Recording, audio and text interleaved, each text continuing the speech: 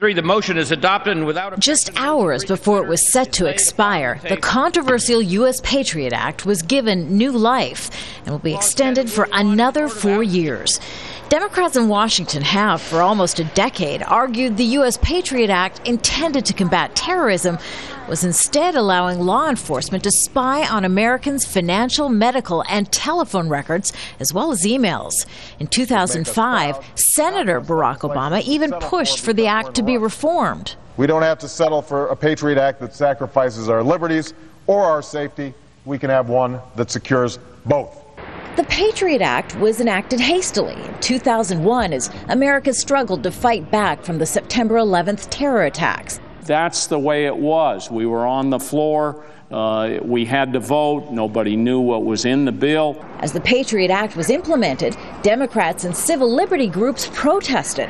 They claimed the White House under President Bush and supported by conservative Republicans was transforming the U.S. into a police state. But most Democrats on Capitol Hill only seemed to revile the Patriot Act when Republicans controlled the White House.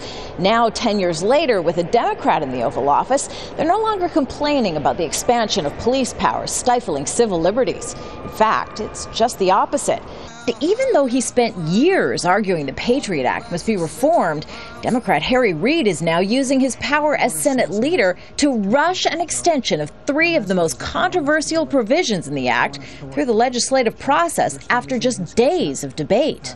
The Patriot Act is about protecting our homeland, and we're going to continue doing that. In fact, just one junior Republican senator led the objections against the act. We're all concerned about terrorism, too, but we don't think you have to give up your liberties in order to combat terrorism. Still, in a Congress usually divided equally along party lines, a majority of Democrats who once promised to reform the Patriot Act instead this time voted with their Republican rivals. Kimberly Halkett, Al Jazeera, Washington.